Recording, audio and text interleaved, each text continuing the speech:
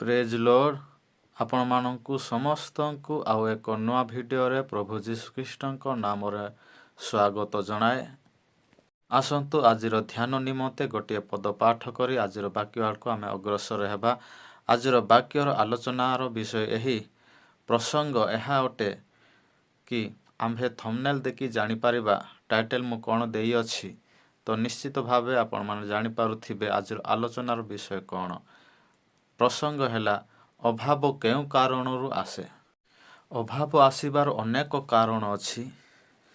ଆଉ ଆମ୍ଭେମାନେ ଗୋଟିଏ ଦୁଇଟି ଅଂଶକୁ ପାଠ କରିବା ତ ଅନେକ ବିଷୟ ଅଛି ଅଭାବ ଆସିବାର କାରଣ ଗୁଡ଼ିକ, କିନ୍ତୁ ଆମ୍ଭେ ସଂକ୍ଷିପ୍ତ ଭାବେ ଆଜିର ଆଲୋଚନା ମଧ୍ୟରେ ଆମେ ଜାଣିବା ତ ବାଇବଲ ଆମ୍ଭମାନଙ୍କୁ ଅଭାବ ଆସିବାର କେତେଗୋଟି ମାର୍ଗ ବା କେତେଗୋଟି ବିଷୟକୁ ଆମମାନଙ୍କୁ ଅବଗତ କରାଇ ତାହା ଆମ୍ଭେ ସଂକ୍ଷିପ୍ତ ଭାବେ ଆଲୋଚନା କରିବା। ତ ପ୍ରିୟ ପ୍ରଭୁଙ୍କ ଦାସ ଦାସୀ ଆଉ ପ୍ରଭୁଙ୍କ ଲୋକମାନେ, ତ ଜୀବନରେ ଯଦି ଦେଖିବା ଅଭାବ ଦେଇ ବଞ୍ଚିବା କେହି ମଧ୍ୟ ଇଚ୍ଛା କରନ୍ତି ନାହିଁ। ସମ୍ପୂର୍ଣ୍ଣ ଭାବେ ଅଭାବ ଆମ୍ଭମାନଙ୍କ ଠାରୁ ଦୂର ହେଉ ଆଉ ଆମ୍ଭେ ଯେ ପ୍ରକାର ଖୁସିରେ ଆନନ୍ଦରେ ଶାନ୍ତିରେ ଜୀବନଯାପନ କରୁ ଏହା ହିଁ ଇଚ୍ଛା କରିଥାନ୍ତି। ଅଭାବ ଦେଇ ଗତି କରିବାକୁ କେହି ମଧ୍ୟ ଇଚ୍ଛା କରିନଥାନ୍ତି। କିନ୍ତୁ ବାଇବଲ ଆମ୍ଭମାନଙ୍କୁ କ'ଣ କହେ? ତ ଦେଖିବା ଆମ୍ଭେ ଦୁନିଆରେ ହେଉ ଜଗତରେ ଆମ୍ଭେ ଯେକୌଣସି ବ୍ୟକ୍ତିମାନଙ୍କ ଜୀବନରେ ଯଦି ଦେଖିବା ଅଭାବ ମାନେ କ'ଣ, ତ ତାହା ଯଦି ସଂକ୍ଷିପ୍ତ ଯଦି ଆମେ ଆଲୋଚନା କରିବା ତ ଅଭାବ ଆମ୍ଭେ ଭାବୁ ଦୁଃଖୀ ଦରିଦ୍ର ଦିନହୀନ ଯେଉଁମାନେ କି ଖାଇବାକୁ ମୁଟାଏ ନାହିଁ ସେ ପ୍ରକାର ଲୋକମାନଙ୍କୁ ଆମେ ଅଭାବ ଘଟୁଅଛି ବୋଲିକରି ଆମେ ମନେ କରିଥାଉ। ସେମାନଙ୍କୁ ମୁଟାଏ ଖାଇବାକୁ ଆଉ ଖଣ୍ଡିଏ ଲୁଗା ପିନ୍ଧିବାକୁ ମିଳନ୍ତା କି ଏ ପ୍ରକାର ଆଶା କରୁଥିବା ଲୋକମାନଙ୍କୁ ଆମ୍ଭେ ଭାବୁ ସେମାନେ ଅଭାବଗ୍ରସ୍ତରେ ଅଛନ୍ତି। ତ ଅନେକ ବିଷୟ ଆମ୍ଭେ ଆଲୋଚନା କରିବା ଆଜିର ବାକ୍ୟ ମାଧ୍ୟମ ଦେଇ।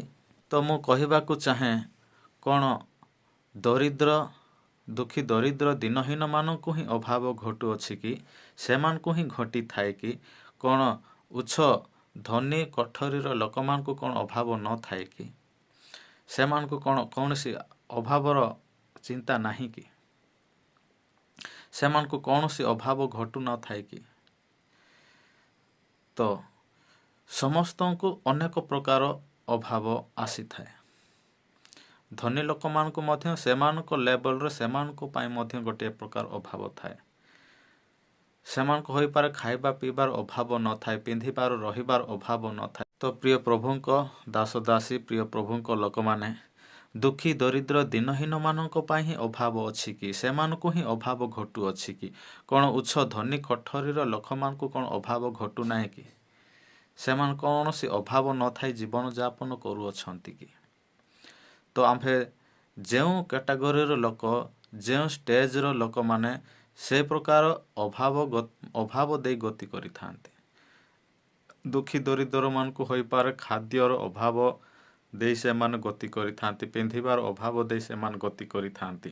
କିନ୍ତୁ ଉଚ୍ଚ ଧନୀ ଶ୍ରେଣୀର ଲୋକମାନେ ସେମାନଙ୍କୁ ତ ହୋଇପାରେ ଖାଦ୍ୟ ଖାଇବା ପିଇବା ପିନ୍ଧିବାର କି ରହିବାର କୌଣସି ଅଭାବ ନଥାଏ, କିନ୍ତୁ ସେମାନଙ୍କୁ ମଧ୍ୟ କୌଣସି ନା କୌଣସି ପ୍ରକାର ଅଭାବ ଦେଇ ଗତି କରିବାକୁ ପଡ଼ିଥାଏ।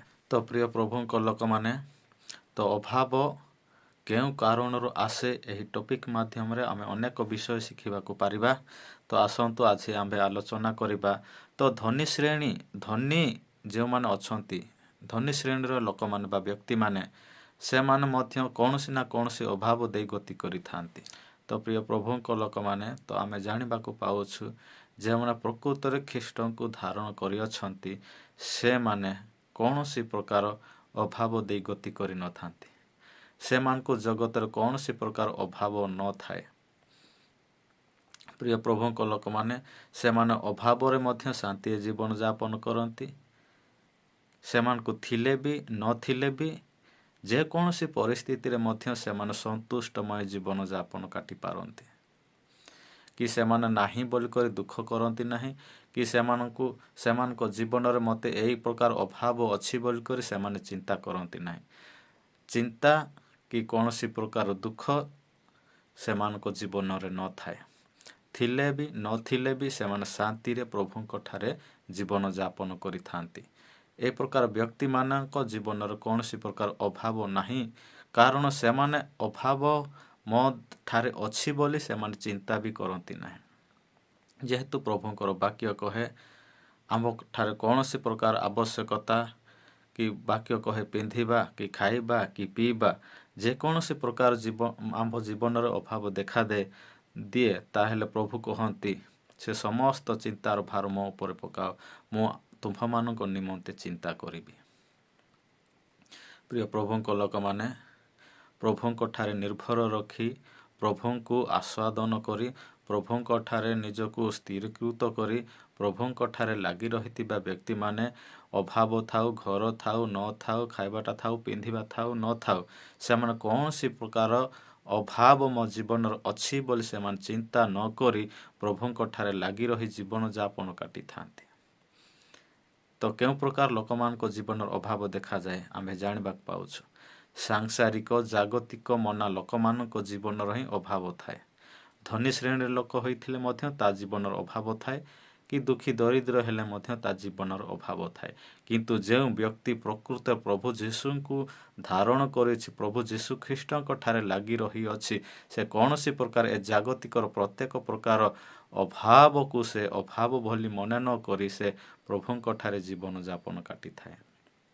ତ ପ୍ରିୟ ପ୍ରଭୁଙ୍କ ଲୋକମାନେ, ସେଥିପାଇଁ ଆମ୍ଭ ଜୀବନରେ ଯାହା ଅଛି ପ୍ରଭୁଙ୍କ ଠାରେ ନିର୍ଭର ରଖି ଆମ୍ଭଠାରେ ଯାହା ଅଛି ତାହା ପ୍ରଭୁ ଦେଇଛନ୍ତି ବୋଲି ପ୍ରଭୁଙ୍କ ଠାରେ ସମର୍ପିତ ହୋଇ ସନ୍ତୁଷ୍ଟମୟ ଜୀବନ ଯାପନ କାଟିବା, ଏହାଠାରୁ ଆଉ କୌଣସି ବଡ଼ ବିଷୟ ନାହିଁ। ତ ପ୍ରିୟ ପ୍ରଭୁଙ୍କ ଲୋକମାନେ, ଆସନ୍ତୁ ଆଜିର ଆଲୋଚନାର ବିଷୟ ଏହି ଅଭାବ ଆମ ପ୍ରତ୍ୟେକଙ୍କ ଜୀବନରେ ଆସିଥାଏ, କିନ୍ତୁ ଆମେ ସନ୍ତୁଷ୍ଟମୟ ଜୀବନ ଯାପନ କାଟିବାକୁ ପ୍ରଭୁଙ୍କ ଠାରେ ସମର୍ପିତ ହୋଇ ଜୀବନ କାଟିବା। ଆମ୍ଭମାନଙ୍କ ଜୀବନ କୌଣସି ପ୍ରକାର ଆଶାମୟ ଜୀବନ ନଥାଉ। ଏ ସାଂସାରିକ ଆଶା, ଧନ ସମ୍ପତ୍ତି ଉପରେ ଆଶା ନଥାଉ। ଏ ଜଗତର କୌଣସି ବିଷୟ ପ୍ରତି ଆମ୍ଭର କୌଣସି ଲାଳାୟିତ ଜୀବନ ନଥାଉ। ଆମେ ସମ୍ପୂର୍ଣ୍ଣ ଭାବେ ସମର୍ପିତ ହୋଇ ପ୍ରଭୁ ଯୀଶୁଖ୍ରୀଷ୍ଟଙ୍କ ଠାରେ ଲାଗି ରହି ଜୀବନ କାଟିବା। ଯେହେତୁ ଏ ଜଗତ ଆମ୍ଭର ନୁହେଁ, ଆମ୍ଭର ରାଜ୍ୟ ହେଲା ସ୍ୱର୍ଗ ରାଜ୍ୟ। ସେଇ ଭରସା ଆଶା ନେଇ ଆମେ ଜୀବନ କାଟିବା ନିହାତି ଆବଶ୍ୟକ। ଯେମାନଙ୍କର ମନ ପରିବର୍ତ୍ତିତ ହୋଇ ସ୍ୱର୍ଗ ଆଡ଼େ ଊର୍ଦ୍ଧ୍ୱଦୃଷ୍ଟି କରିଅଛନ୍ତି, ସେମାନେ କୌଣସି ପ୍ରକାର ଏ ଜଗତ ପ୍ରତି ଆସକ୍ତ ହୋଇ ଏ ଜଗତ ପ୍ରତି ଲାଳାୟିତ ହୋଇ ଜୀବନ କାଟି ନଥାନ୍ତି, ବା ସେମାନେ ଏ ଜଗତର କୌଣସି ବିଷୟ ପ୍ରତି ସେମାନେ ଅଭାବ ବୋଲି ମନେ କରିନଥାନ୍ତି। ତ ପ୍ରିୟ ପ୍ରଭୁଙ୍କ ଲୋକମାନେ, ଆମେ ଜାଗତିକ ମନା ନ ହୋଇ, ଆମେ ସାଂସାରିକ ମନା ନ ହୋଇ ଆତ୍ମିକ ମନା ହୋଇ ଜୀବନ କାଟିବା ଆମ୍ଭମାନଙ୍କ ପାଇଁ ସବୁଠାରୁ ଅତି ଉତ୍ତମ ବିଷୟ। ଆସନ୍ତୁ ଆଜିର ଧ୍ୟାନ ନିମନ୍ତେ ଗୋଟିଏ ପଦ ପାଠ କରିବା। ହିତୋପଦେଶ 11 ଅଧ୍ୟାୟ 24 ପଦ ଆମେ ପାଠ କରିବା। ଏଠାରେ ଏପରି ଲେଖାଯାଏ, କେହି କେହି ବିତରଣ କରି ଆହୁରି ବଢ଼ନ୍ତି, ପୁଣି କେହି କେହି ଉଚିତ ବ୍ୟୟ ଅସ୍ୱୀକାର କଲେ ହେଁ ତହିଁରୁ କେବଳ ଅଭାବ ଜନ୍ମେ। ଏଠାରେ ଆମ୍ଭମାନଙ୍କୁ ଗୋଟିଏ ପଦ ଆମ୍ଭମାନଙ୍କୁ ସ୍ପଷ୍ଟ ରୂପେ ଜଣାଏ। ତ ଆମେ ଜାଣିପାରୁଛୁ, କେହି କେହି ବିତରଣ କରି ଆହୁରି ବଢ଼ନ୍ତି, ପୁଣି କେହି କେହି ଉଚିତ ବ୍ୟୟ ଅସ୍ୱୀକାର କଲେ ହେଁ ତହିଁରୁ କେବଳ ଅଭାବ ଜନ୍ମେ। ଏଠାରେ ଆମେ ଦେଖିବାକୁ ପାଉଛୁ, କେହି କେହି ଉଚିତ ବ୍ୟୟ ଅସ୍ୱୀକାର କଲେ କ'ଣ ହୁଏ ନା ଅଭାବ ଜନ୍ମ ହୋଇଥାଏ। ଅଭାବର ଜନ୍ମ କେଉଁଠାରୁ ତାହା ଆମ୍ଭେ ଏଠାରେ ଦେଖିବାକୁ ପାଉଅଛୁ। ଏଠାରେ ଲେଖାଯାଏ ସ୍ପଷ୍ଟ ଭାବେ, ଉଚିତ ବ୍ୟୟ ଅସ୍ୱୀକାର କଲେ। ଆମ୍ଭେ କେତେଜଣ ଅଛୁ ଆଜି ଉଚିତ ବ୍ୟୟ କରୁଅଛୁ?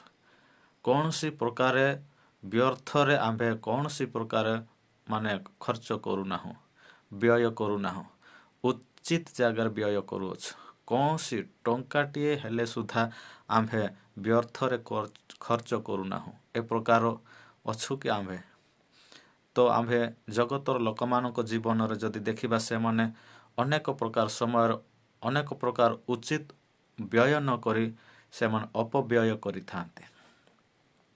ସାଧାରଣ ଖଇନି, ଭାଙ୍ଗ, ପୁଡ଼ିଆ, ମଦ, ପାନ, ଗୁଟକା, ସିଗାରେଟ୍, ଆଉ ଯଦି ଦେଖିବା ଜୁଆ ଖେଳ, ସିନେମା, କ୍ରିକେଟ, ସିରିଏଲ ଏ ସକଳ ବିଷୟରେ ସେମାନେ ବ୍ୟର୍ଥରେ ପଇସା ଇନଭେଷ୍ଟ କରି ସେମାନେ କ'ଣ କରିଥାନ୍ତି? ଉଚିତ ବ୍ୟୟକୁ ଅସ୍ୱୀକାର କରିଥାନ୍ତି। ତ ପ୍ରିୟ ପ୍ରଭୁଙ୍କ ଲୋକମାନେ, ବେକାରିଆ ଖର୍ଚ୍ଚ, ଯେଉଁଠି ଖର୍ଚ୍ଚ କରିବାର ଆବଶ୍ୟକତା ହିଁ ନାହିଁ, ସେ ପ୍ରକାର ଜାଗାରେ ଆମେ କ'ଣ କରିଥାଉ? ପଇସା ୱେଷ୍ଟ କରିଥାଉ। ଏ ପ୍ରକାର ଭାବରେ ଆମ୍ଭମାନଙ୍କ ଜୀବନରେ ବେଳେବେଳେ କ'ଣ ହୋଇଥାଏ ନା ଅଭାବ ଦେଖା ଦେଇଥାଏ। ଆମ୍ଭମାନଙ୍କୁ ଯେତେ ଦାମର କିଣିବା ଆବଶ୍ୟକତା ଅଛି, ସେ ଦାମରୁ ନ କିଣି ଅତ୍ୟଧିକ ଅଧିକ ଦରର ଆମେ ଯଦି କିଣିବା, ଆମ୍ଭର କ୍ୟାପାସିଟି ଆମ୍ଭର ଲେବଲ ଅନୁସାରେ ନ କିଣି ହାଇ ଲେବୁଲର ଆମର ନିଜର ତାକତ କେତେ ପଇସା ଆମ ହାତରେ ଅଛି ସେ ଲେବୁଲର ନ କିଣି ଆମେ ଯଦି ଅଧିକ ଲେବୁଲର ଯଦି କିଣିବା, ଉଚ୍ଚ ଦାମର ଯଦି ଆମେ କିଣିବା, ତାହେଲେ ଆମ୍ଭମାନଙ୍କ ଜୀବନ ନିଶ୍ଚିତ ଅଭାବ ଘଟିବ। ତ ଆମ୍ଭମାନଙ୍କର ଆୟ ଦେଖି ଆମ୍ଭେ କ'ଣ କରିବାର ଅଛି? ବ୍ୟୟ କରିବାର ଅଛି। ତାହେଲେ ଆମ୍ଭେ ନିଶ୍ଚିତ ଭାବେ ଆମ୍ଭମାନଙ୍କ ଜୀବନରେ କ'ଣ ହୋଇଥାଏ ନା ଅଭାବ ଦେଖା ଦେଇନଥାଏ। ତ ଆମ୍ଭେ ଏଠାରେ ଦେଖିବାକୁ ପାଉଛୁ ଉଚିତ ବ୍ୟୟ ଅସ୍ୱୀକାର କଲେ କ'ଣ ହୁଏ ନା ଆମ୍ଭମାନଙ୍କ ଜୀବନର ଅଭାବ ଦେଖା ଦେଇଥାଏ। ତ ଆମ୍ଭେ ଗୋଟିଏ ଉଦାହରଣ ଦେଖିବା ବାଇବଲ ମଧ୍ୟରୁ। ଅପବ୍ୟୟ ପୁତ୍ରଙ୍କ କାହାଣୀ ବିଷୟରେ ତ ଆମ୍ଭେ ସମସ୍ତେ ଜାଣିଥାଉ। ଲୁକ 15 ଅଧ୍ୟାୟ 12, 13, 14 ପଦ ଯଦି ପଢ଼ିବା, ସେଠାରେ ଲେଖାଯାଏ, ସାନ ପୁଅ କ'ଣ କଲେ ନା ସମସ୍ତ ଧନ ସମ୍ପତ୍ତି ଧରି ସେ ବାହାର ଦେଶକୁ ଚାଲିଗଲେ। ସେ ସମସ୍ତ ତା ଟଙ୍କା ନେଇକି କ'ଣ କଲେ? ସେ ଉଚିତ ବ୍ୟୟ କଲେ ନାହିଁ। ଦିନ ଆସିଲା, ସେ ଯେଉଁ ଜାଗାରେ ରହୁଅଛନ୍ତି ସେଠାରେ ଦୁର୍ଭିକ୍ଷ ହେଲା। ଦୁର୍ଭିକ୍ଷ ହେବା ସକାଶୁ ସେ ଯେଉଁ ଅପବ୍ୟୟ କରିଅଛନ୍ତି, ଆଉ ତା ପାଖରେ କୌଣସି ପ୍ରକାର ଅର୍ଥ ନାହିଁ, ଆଉ ସେ କ'ଣ କରୁଛନ୍ତି ନା ଘୁଷୁରି ପୋଲ ଜଗିବାକୁ ମଧ୍ୟ ବାଧ୍ୟ ହେଉଛନ୍ତି। ତ ଆମ୍ଭେ ପଢ଼ିଦେବା ଲୁକ 15 ଅଧ୍ୟାୟ 12, 13 ପଦ ପଢ଼ିବା। ସେମାନଙ୍କ ମଧ୍ୟରୁ ସାନ ପୁଅ ବାପାଙ୍କୁ କହିଲା, ବାପା, ସମ୍ପତ୍ତିର ଯେଉଁ ଭାଗ ମୋ ବାଣ୍ଟରେ ପଡ଼ୁଅଛି ତାହା ମୋତେ ଦେଇଦିଅ। ସେଥିରେ ସେ ଆପଣାର ସର୍ବସ୍ୱ ସେମାନଙ୍କୁ ବାଣ୍ଟି ଦେଲେ। ଅଳ୍ପ ଦିନ ଉତ୍ତାରେ ସାନ ପୁଅ ସବୁ ଏକାଠି କରି ଦୂର ଦେଶକୁ ଚାଲିଗଲା, ଆଉ ସେଠାରେ କଦାଚାରରେ ଆପଣାର ସମ୍ପତ୍ତି ଉଡ଼ାଇ ଦେଲା। କଦାଚାରରେ ତାର ସମ୍ପତ୍ତିକୁ କ'ଣ କରିଦେଲା? ସେ ଉଡ଼ାଇ ଦେଲା।